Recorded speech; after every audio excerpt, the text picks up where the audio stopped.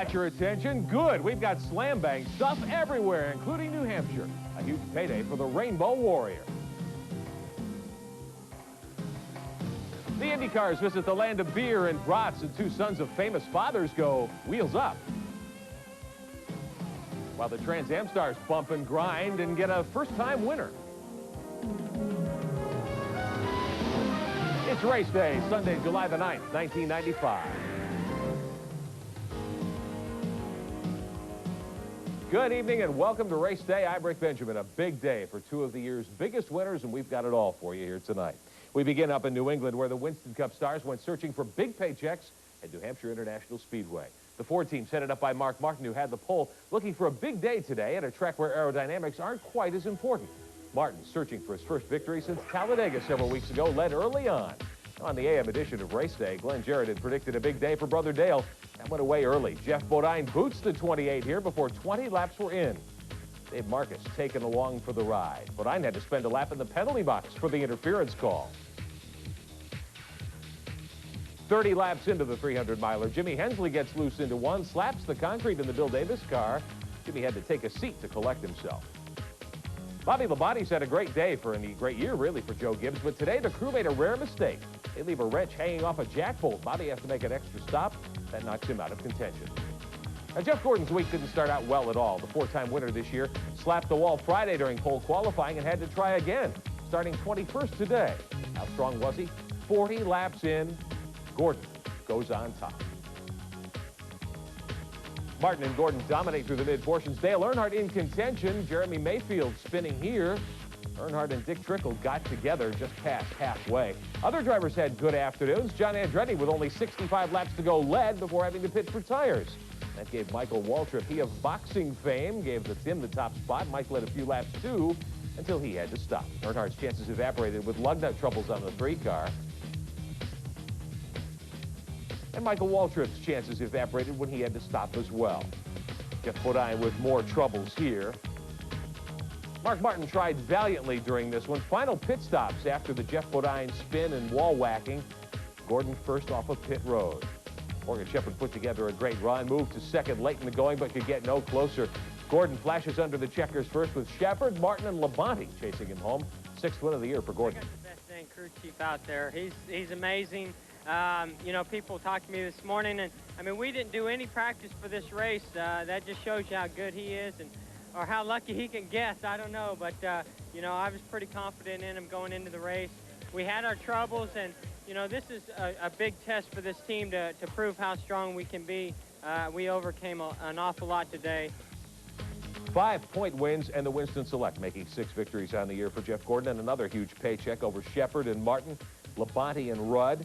Our Speed Stick Fast Track Points update brought to you by Menon. After 16 races, Jeff Gordon, the leader, picking up the $50,000 halfway point bonus. He leads Sterling Marlin now by, make it 35 points at this time of the season. Earnhardt is 3rd. The Kart IndyCar is also hard at it today, also up north. One of the continent's great road courses, North America. Race Day's Ralph Shaheen is here with the story. Ralph, just as Jeff Gordon has had a huge impact on stock cars, a young Canadian taking IndyCar by storm. Rick, Jacques Villeneuve began the year with a win at Miami, then picked off the biggest prize of them all at Indy, and he had the pole today at Elkhart Lake. With 4 miles of newly paved racetrack in front of him, Villeneuve brings the field to the green. Robbie Gordon starts the action on and off course. His car eventually succumbed to mechanical woes. Now, have you ever changed lanes and not seen the car hiding in your blind spot, only to get an earful of blowing horns? Unfortunately for Michael Andretti, the Penske's don't have horns. Contact at 170+ miles an hour. Little Al and Michael ending their day on lap number 2. Brian Herta and Bobby Rahal battle for the same piece of asphalt. Herta locks it up, hits the gravel, brings out the yellow. Back underway, Bobby Rahal again. This time his teammate Raul Boisel. Rahal comes out on top of this one. With less than 5 laps to go, the yellow comes out as problems hit some of the front runners. First, Teo Bobby exits the track. Then, Gil de Ferran stuffs his entry into the tires after contesting for the win all day. Back into the throttle as we close the race out with 2 laps to go. Paul Tracy, who struggled valiantly with a broken left foot, was no match on this day. Villeneuve had owned this one since the race began, giving the Indy 500 champ back-to-back Road America wins. For Villeneuve, it's his third win of 1995. For Ribeiro, his best career IndyCar finish. Now here's a look at our Speed Stick Fast Track point standings brought to you by Menon. Villeneuve stretches his points lead while the battle for second, Rick, heats up amongst 4 drivers. All right, thanks, Ralph. Stay right there. We're coming back to you in just a moment. I picked Ray Hall. He gets 5th today, and a call certainly to Tracy with a good second. More to come here. Near tragedy for a World of Outlaws star. Badly burned at Knoxville a few weeks ago. We'll be talking live to Aaron Berryhill. Plus, this weekend's Outlaw highlights from Doug Wolfgang's home turf of North Dakota. Stay buckled in. We're coming right back.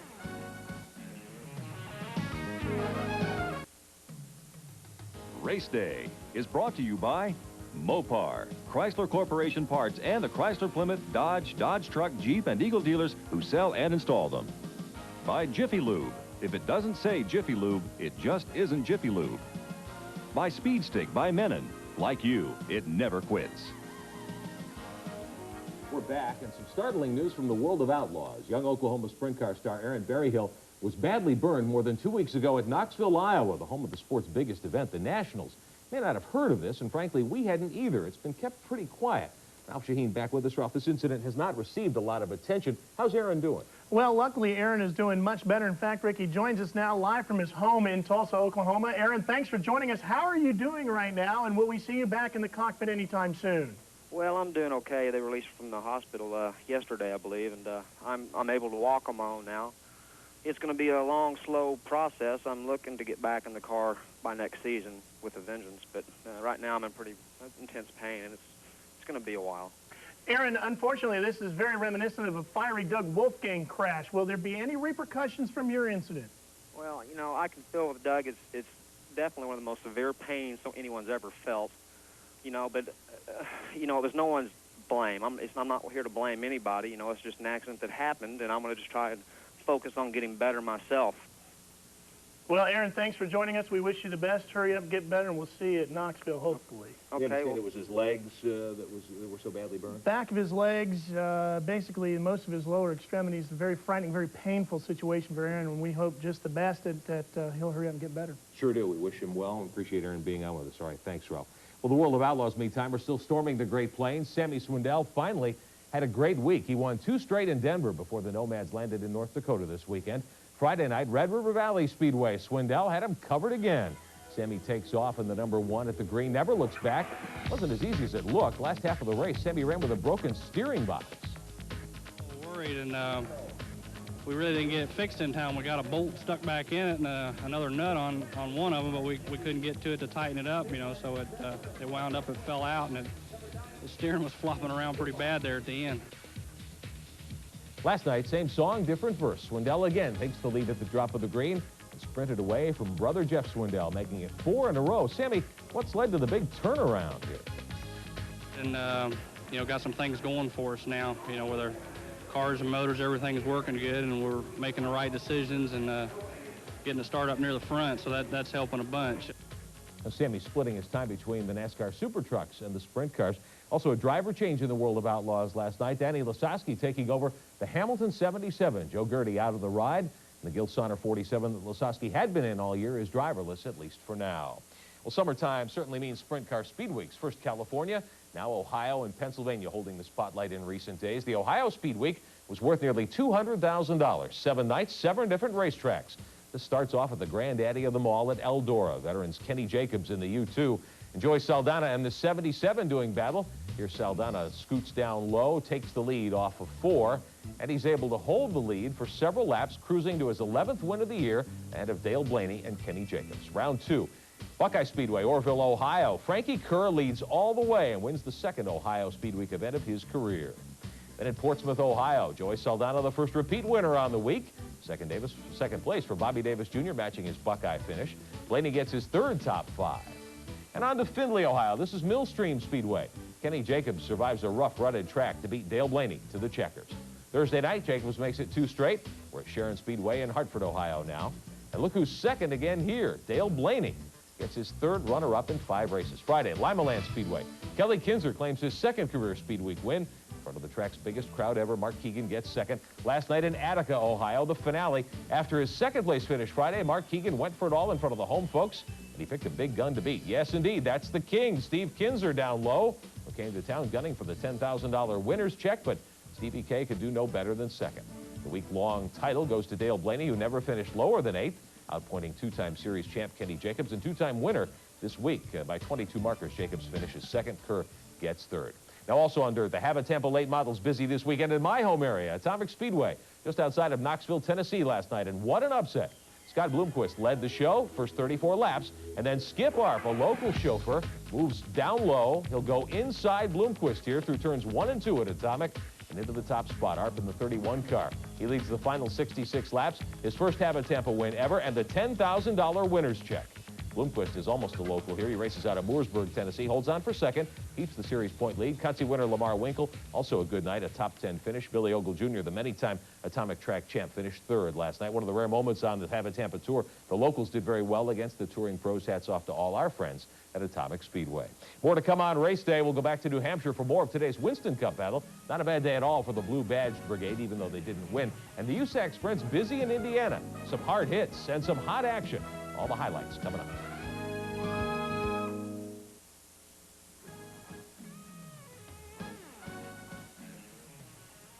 And a huge payday in the books for Jeff Gordon at New Hampshire today, but a good day for the Ford teams, too.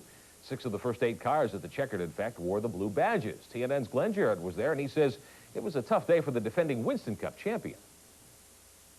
Well, out in New Hampshire looked like that it might be the best day for Ford to finally break through in victory lane again. Mark Martin started from the pole and led early on. Looked like he might have the car to beat, but it wasn't to be. Ford did have a good day, though. They put 6 cars in the top 10, led by Morgan Shepherd Strong. Second place finish. Mark Martin finishing up in third position. As I said, 6 in the top 10. A good day for Ford Motor Company. Maybe a good sign of things to come. A little rules change may have helped them out today. Maybe Fords will get their act together for the rest of the year. I told them, I said, just stay tuned because our second half's really going to be strong. We've had a lot of controversy. We're still having a problem with these cars with mismatch when it comes to equalness on the Monte Carlo and the Chevrolet, and we're still messing around with weird things like these sway bars and all that. But I think they're going to come to their senses and finally get that thing off. And the guy that suffered the worst setback of the day was Dale Earnhardt. Came in running third in the points. Looked like he might have a shot at that $50,000 bonus, but lug nuts were his undoing today. On the last stop they made, they did not get the right rear lug nuts on tightly. It wallowed out the wheel on the right rear, caused him to have to come back in again under green, change right side tires, spelled disaster for Dale Earnhardt, relegated him to a 22nd finishing position, killing any chance for that $50,000 bonus. All right, thanks. TNN's Glenn Jarrett in New Hampshire for us today. The Winston Cup Tour moves to Pocono next week for the Miller Genuine Draft 500. A full preview and highlights, of course, coming up on race day next Sunday. More fendered action now. A host of series battling coast to coast this past week. We begin in the Great Lakes State. The ARCA Series up at Flat Rock Speedway in Michigan. 150 laps on the flat quarter mile. Dave Weltmeyer had the pole in the Rulo Brothers 39. He works traffic to the outside here. Leads the first 139 laps, escaping a close one here. Frank Kimmel in the 0-2 and Richard Haug tangle in turn 3. The 39 could handle the traffic, but he couldn't hold off two-time ARCA champ Marvin Smith. Smitty in the Riverside Parts #1 takes the lead with 11 to go. Kenny, I'll race anywhere for a paycheck. Schrader moves to second, but couldn't catch Smith, who wins his 21st career ARCA event. Randy Churchill gets 4th. Two-time series champ Bobby Boucher improves 4 spots to finish 7th. Kimmel comes back and ends up 8th. Then last night, Myrtle Beach, South Carolina, the All-Pro Series of NASCAR waging war. Robert Powell on the outside of the 56 and Billy Bigley sneaking by in the black 28 to lead. Clay Young got restless down here in turn 1. He starts a chain reaction with the 4 car. That's Timmy Joe Kirk in the 52, Scott Walters and several others joining in the fun. Hal Goodson in the blue 16 looking for the second win of the year for his car, leads 21 laps, then gets helped around in turn 3. Shane Hall here tries to hold off the charging Bigley on the restart to no avail. The 28 blew by everyone to retake the top spot and wires the field the final 40 laps to win the Slim Jim 250 last night. Goodson fights back for 3rd. Bristol winner Toby Porter grabs 4th. Defending champ Mike Cope of the series, that is, ends the night 6th last night. NASCAR's Northwest Tour busy last night, too. Garrett Evans at South Sound Speedway, Tenino, Washington, the winner. Point leader Ron Eaton finishes 2nd. The Southwest Tour at Eureka, California. M.K. Kanke, the winner, over Jim Englebright and Lance Hooper. Englebright still holds a 14-point lead in the series. They run next July the 22nd. That'll be at Madeira, California. And the USAC cars. Time to hit the dirt in Hoosier country. The USAC Stars out in force for a Silver Crown show This is Terre Haute a couple of days ago. We're going to show you some highlights here. Californian Robbie Flock, the winner on Friday night, or the leader, actually, off the green flag in the black 69, but his time at the point lasted only into the first corner. He spins. Kurt Thomas will take the lead here. Now, lap 13, Tony Elliott in car number 18, the leader, but his stay up front short-lived as well. Mechanical woes knocked him out of the chase. Car number 7, Jack Runyon in the Jack's Tool car. The 14 of Ronnie Schumann go to the front until Donnie Beechler would get hooked up on the outside of the 67 car. Beechler blasts by after winning the Consi. Off the corner, he slingshots into the lead and takes the checkered flag, checking out over the final 77 laps. Jack Hewitt wins the battle to finish second over Jimmy Sills in the Mopar. Flock battles back from the spin to finish ninth. An interesting note, Dr. Tom Black gave up his seat in the race to Brian Hayden. Dr. Black went to the hospital to deliver a baby. Hayden delivered in his first Silver Crown start ever with a 12th place finish. USAC also in action on the dirt. The sprint cars now. This is Kokomo, Indiana, Thursday night. Tony Elliott in the 57, the early leader, while behind him the mad scramble is on to keep up, but no one could. Elliott, who made the final from the consolation, cruises untouched to the checkers, rim riding there. Then last night, the Loctite USAC sprint cars in Paragon, Indiana. Again, Elliott in the thick of things, battling quick-timer Jack Hewitt in the Hampshire 63. Elliott bangs with the leader. Hewitt does a 360 and keeps going, still out front. Elliott stays on the gas, too. Hewitt holds on for the win, an unbeatable 44th birthday present for Jack. Now the sprint car point standings, a three-way dead heat up top. Stewart, Eric Gordon, Doug Kalita, all tied at the top. Hewitt's win leaves him fifth. He is 153 points behind after the action this weekend. There's more to come on race day. The SCCA's Trans Am Tour, also at Road America this weekend. Plenty of bumping and banging and a new face in victory lane. And as we head to break, here's the Motorsports TV lineup in the week to come. Capped off, of course, by race day next Sunday at 11:30 and 7:30 Eastern. Hang in there. We're coming right back. Back on race day, now road racing. The SCCA's Trans Am Stars ran their 6th event of the year this weekend, also on the card at Road America. Ron Fellows and Dorsey Schrader have split the past 4 events, while point leader Tommy Kendall is still looking for his first victory of the year. Matt Yoakum has our story. Tommy Kendall started 5th after the Fast 5 inversion and was trying hard to make up those positions. Too hard. Here he does a 360, attempting to get underneath Price Cobb for second. Kendall escaped damage but lost tons of positions. Positions that are hard to come by. Just ask Ford driver Dorsey Schrader. He tries to shove his way past a very wide Jamie Gallus and sends the youngster spinning. SCCA officials then sent Schrader to pit road for a stop-and-go penalty. Late in the race, Kendall clawed his way into contention again, and again going for second proved to be a problem. Ron Fellows goes flying off the track after a Kendall nudge. That shove propelled Kendall into second, while Fellows walked to the SCCA trailer. Out on the track, Kendall's comeback was complete when he grabbed the top spot from Boris Said. From there, Kendall sprinted to the finish in a meeting with officials. After further review, Kendall was penalized 15 seconds, giving Said his first Trans Am win. Brian Simmo scores a career-best second, while Kendall was dropped to third. In the point standings, Kendall holds a slim 29-point lead over Schrader, with Said sitting in third. Reporting for Race Day, I'm Matt Yoakum. Hats off to Boris Said, first win ever in Trans Am. David Murray, Willie Lewis, Ron Emick, the class winners in the SCCA's World Challenge Series yesterday at Road America. Our Mopar Performer of the Week, or more accurately, performers this week. The award goes to the Rainbow Warriors. The consensus in the Race Day newsroom, Ray Evernham and the crew, who've given Jeff Gordon his 5th Winston Cup win of the year today. Gordon hit the wall in qualifying Friday. They had to fix the front end, the back end, and the sheet metal. And they fixed it well enough to have Jeff move from 21st today to victory lane. Jeff Gordon's entire team are Mopar Performers of the Week. We're not done yet on Race Day. Next up, a look at a unique motorsports event through the South American jungle. You won't want to miss this, the Camel Trophy finale, when Race Day returns. We're back. You know, they call the Camel Trophy race the Olympics of four-wheel drive competition. The 16th such event has ended its 3.5-week trek through Central America. Along the way, the team surveyed a previously uncharted Mayan city on their way to the coveted trophy. Teams from 20 nations, including the first woman from the U.S., endured searing heat, 20-hour days, bugs and snakes, and not much sleep as they drove their Land Rover Discoveries 1,100 miles through Belize and Mexico, Guatemala and Honduras and El Salvador. The U.S. team of Jim Sweat from Lebanon, Connecticut, and Daphne Green of Ross, California, were 4th after the first series of competitive special tasks. They took place at the beginning and the end of the grueling adventure. But their hopes for a high finish were dashed on the next to last day of competition. Daphne suffered a severely sprained ankle after stepping on a submerged rock. Despite the disappointment, the team felt good about what they'd done. Daphne and I both are very competitive, but the question still is, we didn't really come here to beat everybody. We came here to enjoy the friendships and the camaraderie that's going to come out of this. Final results saw the Czech Republic team win both the special tasks and the overall Camel Trophy, while the Russian pairing was honored with the Team Spirit Award. Well, next year, the Camel Trophy returns to the island of Borneo. The teams will navigate across Kalimantan in Indonesia, among other parts of that trip, and we'll have it all for you here on Race Day. That's all the time we have this week. Thanks for watching. Next week, the Winston Cup stars in ARCA 2 head to the 2.5-mile triangle at Pocono, Pennsylvania. I'll be there, too, to bring you another edition of Race Day at 11:30 in the morning and 7:30 in the evening Eastern. Indy cars run in Toronto at Exhibition Place. A ton of other action. We'll have it all for you next week on Race Day. Have a great week. See you next Sunday.